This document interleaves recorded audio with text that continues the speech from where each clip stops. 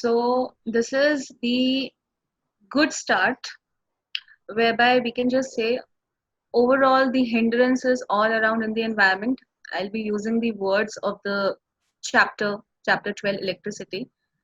So yes, there is hindrance, but let us start with a quick flow, or we can say a random flow, but yes, definitely. Then we would be getting straight away to our topic, to our lessons, and then yes, we will be working hard. We will be trying to overcome this hindrance. Yes.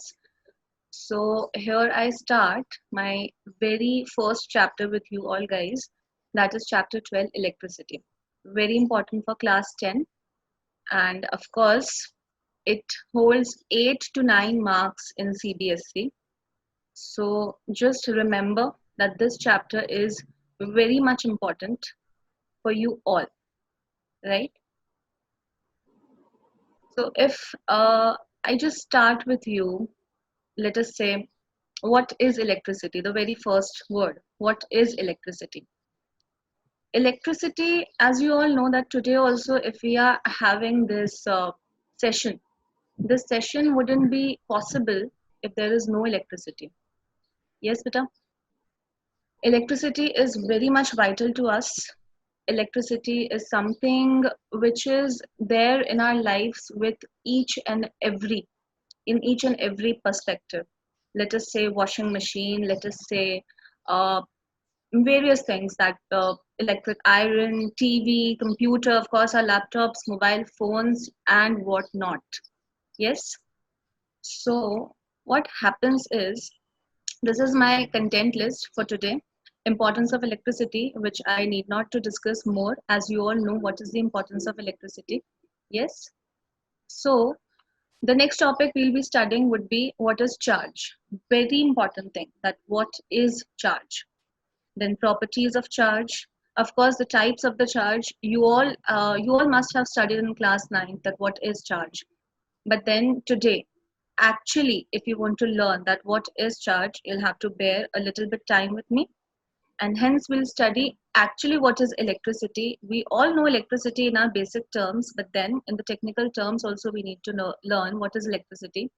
Then yes, of course, electric current, the very, very important topic of our chapter, electric current, basic electric components, and of course the basic electric circuits.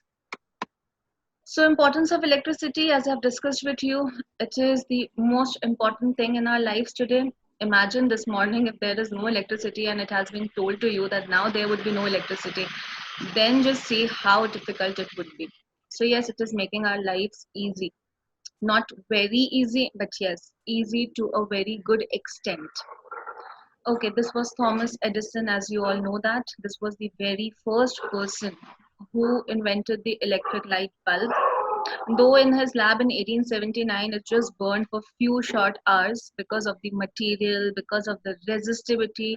I'm using the very important term, that is resistivity, right? Resistivity, resistance, hindrance, resistance in series, resistance in parallel. These all are the topics in this chapter 12. Okay, we would be covering up, but gradually. Okay, daily life usage, I've discussed with you. No need to discuss it more about it. Now, electricity is generally of two types, that is static electricity and dynamic electricity. Now, the two very important words. No doubt in our chapter 12 electricity, we are actually concerned with dynamic electricity, not static electricity. But to start with dynamic electricity, it is very much important for you all to know that what is static electricity. The word itself describes static. Static means something in rest, something in position, in its still position, right? So these are the daily life examples. These are some humorous pictures I have collected for you. The right side, a child is seen to you all. That child is having his hairs up on one end, right? And here are some pictures whereby we can just connect our childhood with, that we also used to rub the balloon with our hair or something like wall, and then not wall, but yes, if we used to just rub it with the woolen cloth, then we used to stick it on the walls, something like that, you might remember. Yes. So all these examples, if we pull off our woolen clothes, you might feel that small zap, that electric shock. Some metal holder, the door metal holder, if you touch, suddenly you feel a electric shock, not a quite big shock, but a smaller, very smaller shock. Yes. So what all that was? That was the examples, and that are the examples which you still feel for static electricity, right? Dynamic electricity, here is just a picture which gives you the overview of and gives you a new word here in the slide, that when electric charges move, that forms the dynamic electricity. Now, the very first question arises is that what is electric charge? Yes. What is electric charge? In the sense, in class 9th, you all have learned that yes, we know that there are some positive charges, there are some negative charges. Then you also know about the subatomic particles, that in the nucleus, you have studied that there are in the nucleus, they have protons, neutrons, around the orbits, you have electrons. Yes, forget about all that right now. Just for 2 to 3 slides, forget about all that, because you never know, you have never known actually, that why the proton was termed as positive, why the electron was termed as negative. Yes. So for that, just focus about some forces which you feel on earth. Of course, the very first force is gravitational force. You all have studied in class 9, you all remember that gravitational force. It is basically a force between two masses, where two masses feel attractive towards each other. Yes. And when the mass is small, that mass faces the effect more. This all you have studied, right? The same way you have studied about magnetism. Magnetism may you have studied that there are two magnets, and then if there are two magnets placed in front of each other, they are having poles, north pole, south pole. You all know the property that like poles repel each other and unlike poles attract each other, right? So the phenomena is termed as magnetism. Here also you feel that there are some attractional properties, there are some repulsion properties, and by which they give force to each other. In the very same way, if I talk about the basic atomic structure, you can see in this picture that in the nucleus there are protons and neutrons, and in the orbit there lies the electrons. We all know that the nucleus attracts the electrons, right? So now this is a picture whereby you can understand that protons and electrons are also some particles, basically the subatomic particles, which have the attractional properties. So now what do you think, what is charge? Charge is just a name given to the force by which they attract each other. No doubt, you can say and you have to say that proton has some different attractional property, whereas electron has some different attractional property. Because of that, electron and electron will repel each other. Proton and proton again will repel each other, but then proton and electron attracts each other. So only for the convention, we have given the proton the term as positive charge and electron the term as negative charge.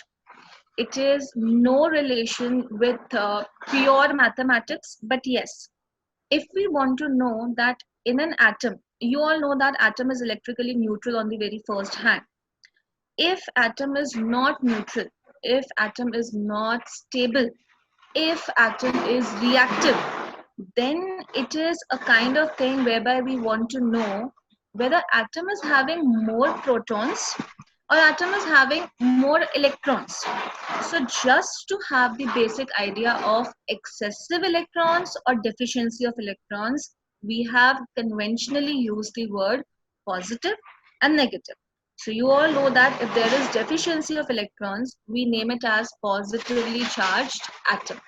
And if there is excessive of electrons, we name it as negatively charged atom. So positively charged atom is termed as cation.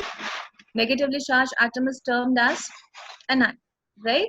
So now I guess you have a basic idea of that what is charge.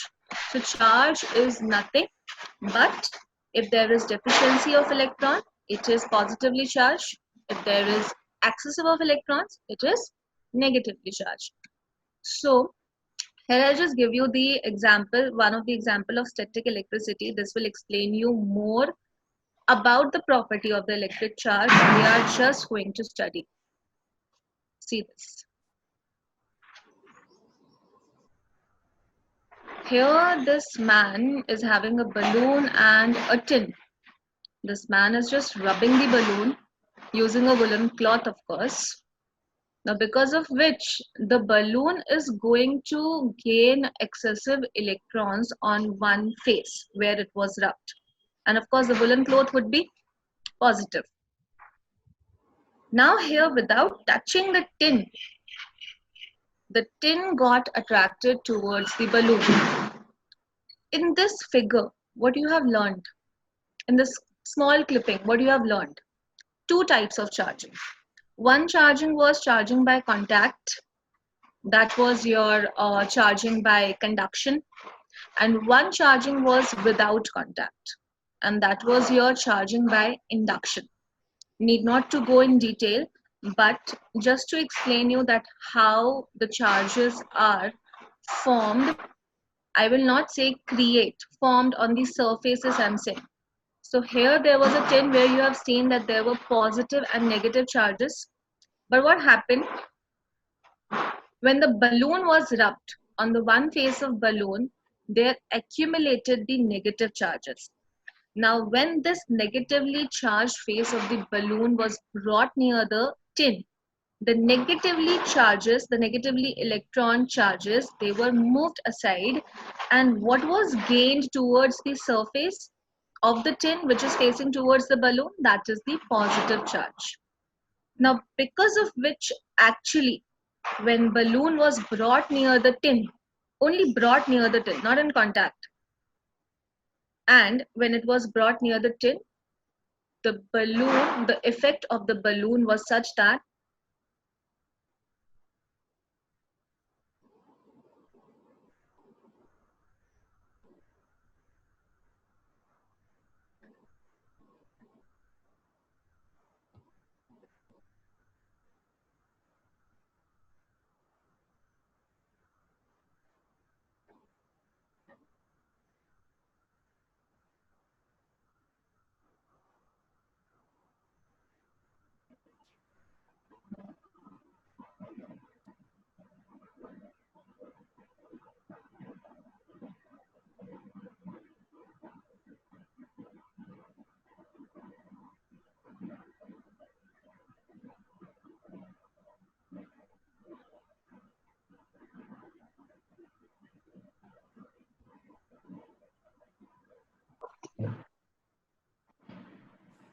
okay. So here, right now, what we have started about is it is static electricity. So we can say a buildup of electrons, that is the static electricity, whereas the flow of electrons is called as the current. No doubt, we need to discuss about the dynamic electricity more and very more. But how it moves, static electricity, it can just jump from one place to another. Whereas for the dynamic electricity, the charges need to flow through any wire, through any conductor or insulator. Yes, through the insulator also. Please remember. No doubt, our complete chapter, most of the chapter is about the conductors, but then in the last, where we'll be encountering the heating effect of electric current, there we will also talk about insulators, the flow of electrons in insulators. They will flow, but with the hindrance. So just wait for that topic. Example for the static and dynamic electricity. You all know that now. So now, after all these discussions, now there is the topic electric charge and its properties. You all know what is electric charge. It is basically the property of subatomic particles which make them experience the force if they are placed in electromagnetic field. See, electromagnetic field is a term which might sound very big to you, but it's very simple. Electromagnetic field, a field where electrons, charges, and magnets, they can show their impact. What is a field basically? It is nothing but it is a space, it is a region around which these charges give their impact. right? So electromagnet, it is not necessary that the electrons, the charges, the magnets all should be there. If any one of the category is there, then also it will show their presence, it will show their effect. Now in that effect, when any of the subatomic particle gets impacted, then we say that that matter, that subatomic particle is having charge. What about the neutrons? Does neutron also contain any charge? No, neutrons are having no charges. That means, can I say that neutron is a particle whereby the positive and the negative charges do not exist at all? This is a very wrong misconception that if we say neutrons have zero charge, that means they do not contain the positive and the negative charges. In your further and higher studies, you will get to know that neutrons are region, neutrons are particles which are actually composed of positive and negative charges both. Now here also it is the very important topic, very important property of electric charge. That is the very first property, additivity of electric charge. Now what is additivity? Very simple term. Additivity is something where you can say that charges are algebraically added. In the maths, how do we add the numbers? How do we add the integers? In the same way, charges are also algebraically added. Now here you can understand that why positive and negative terms must have been given to the charges. If I say one positive charge, that is proton, and one negative charge, that is electron, if they are combined, then the effect of the charge gets nullified. That region, that particle is called as neutron. So in the further classes, in the further studies, you might also come with the topic that when an electron and proton are joined, that particular subparticle is called as neutron, right? Okay. Now again, I would like to say you that charge is measured in coulombs. What is the SI unit of charge? That is coulomb. Likewise, the mass is measured in kilogram. In the same way, the charges are measured in coulomb. Remember, children, the charges, the symbol of the charges is Q, but the symbol of the SI unit of charge is C, capital C. Try avoiding writing the units in small case letters. Don't write in the small case letters. Try to be precise. Write the symbols in capitals. Okay. All right. Now, one more important thing, that charges are scalar. In class 9, you all have studied about what are scalar quantities, what are vector quantities. Scalar, no doubt, which only contains magnitude. Vector, no doubt, magnitude plus specific direction. But charges के case में what happens is, in the case of charges, the field is around it. It is not having any particular fixed direction. So that is why they are also called as scalar quantities. Now, if you remember in one of my previous slide, when I have shown you one clipping, when I have shown you one small video, there I have talked to you about the conservation of electric charge. If you remember in that video, what happened was when the woolen cloth was rubbed on that balloon, right? What happened? The woolen cloth transferred few excessive electrons on the balloon. And that is why balloon got charged by the conduction, right? That doesn't mean that the charges were created. They were not at all created. Actually, they were just transferred from one place to another. And in that same clipping, in the second of the part, you saw that without being in contact, the tin got attracted towards that balloon, right? Now, what happened in that was, again, that was the charging by induction. There also the charges were not created, they were not destroyed, right? So this explains that conservation of electric charge. Property, one of the basic and most important property in the board exams, you might have the numericals on this, right? Quantization of charge. Now, what is quantization? Basically, the quantization, the quant means packet. Packet, a packet of energy, packet of charge.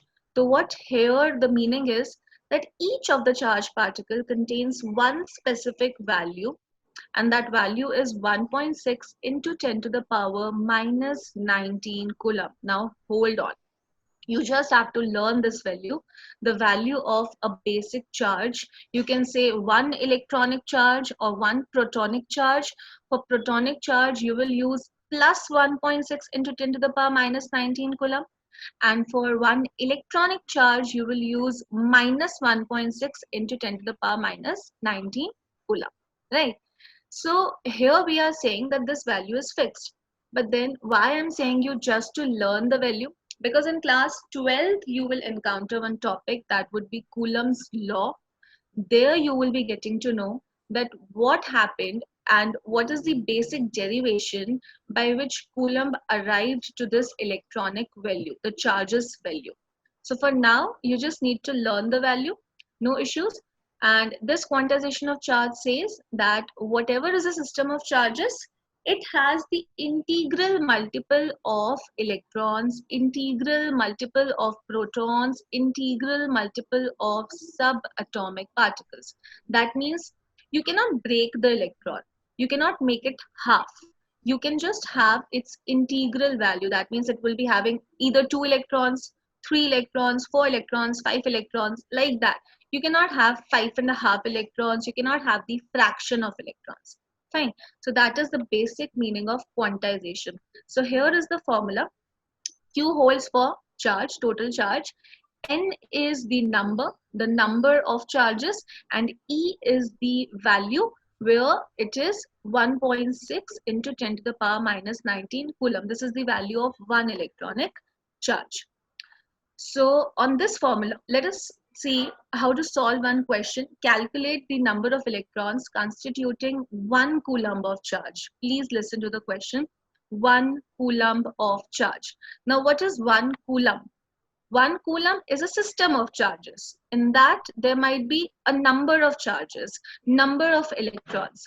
So here it is the solution, very simple solution, that is, if we know that the value of E is 1.6 into 10 to the power minus 19 coulomb, and we also know that the total charge required is 1 coulomb. So the simple formula Q equals to NE, by which a simple derivation, I should not say derivation, a deduction we can say, N is equals to Q by E. And this is the thing, if we keep it in the formula, this is 1 on the place of Q, that was total charge, and this is E, that is 1.6 into 10 to the power minus 19. Yes, both of them, Q and E, have the same unit. If you remember, that is coulomb. That will get cancelled, and obviously N is only the number and it is unitless, right? It just says N is the number of electrons. Now please see, in the maths you have got, in the mathematical calculation you have just got 6.25 into 10 to the power 18 electrons. I am still repeating, electrons are not in the fractions. It is just the mathematical calculation whereby we have derived the answer that 1 coulomb of charge can hold approximately 6 into 10 to the power 18 electrons, right? Okay. A very quick review of what is the motion of free electrons so that we can come up to our topic electric current. A very small topic. This is, you know, that a basic atomic structure. This is the Bohr structure. You all know that in the last orbit you have the valence electrons. And this is the way the electron, the last orbit's electron, that is the valence electrons, gets free. This is the main reason why the free electrons are able to move in any conductor. And this is how the random motion of the electron being shown to you. This is just a random motion. So basically this flow of electrons constitutes what we call as the flow of current, flow of electric current. Okay, so here is this basic structure. You can see a battery, which I will discuss that what is the role of the battery. Very simply, we can say the battery gives the power to the appliances like bulb. Here the electrons are flowing in uniform direction. I have given you the introduction of the next lecture which I'm going to take. Yes. So here I have just shown you a schematic picture that what happens to the electrons flow, how they can be moved in unidirection. But what makes them to flow in the unidirection? You will have to wait for that for the next session. So what you have learned basically today is the most important thing. What is charge?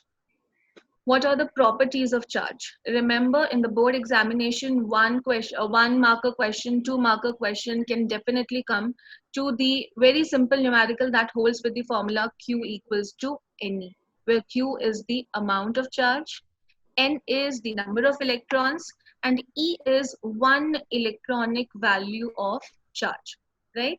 And then the properties of charge, right? That can hold the theoretical question or the MCQ kind of question. And then you have just learned that what is the electric current.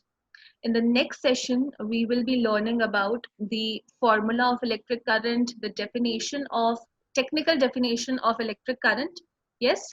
And obviously, we would also be learning about what makes electron to flow, right, around the wires. What is the role of the battery? That is very important thing. So in the next class, if I just suggest you, please be prepared with pen and a spare copy with you so that you can learn about, you can just jot down wherever I say the formulas, the small values, right? So that in the further upcoming slides, you might be able to solve some questions with me. All right. If anybody is having some doubt, please you can just tell me.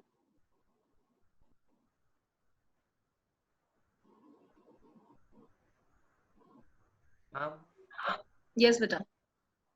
how do you define current? How do you define current? Yes, beta. As I've already told you that this would be discussed in next class, but it's okay. Right now you can also have the definition. The rate of flow of charges. By rate, you already know that what is meant by rate. That with time, with the change of time, if the charges changes their position, if the charges will change their position, what will happen? That is called as flow of charges, right? If they change their position with the change of time. So here we give the definition, the rate of flow of charges is called as electric current. Okay. What is the definition of charge? Definition of charges, it is the inherent property of the matter by which it causes or experiences the force when placed in any electric or magnetic field. So charge is nothing but the property of the matter, right? What kind of property? Which makes it experience the force or makes it cause the force. Both can happen. It can cause the force also. It can also experience the force also. When it is placed in any field. What kind of field? Electric or magnetic field. Ma'am, can you show the question answer slide? Question answer slide. Today I have not any, I don't have any question answer slide, but yes, No, I ma'am. prepared The one one worksheet. previous one. The Okay, the previous one. previous one. Yeah, yeah. Okay, I'll show. I'll quickly try to show.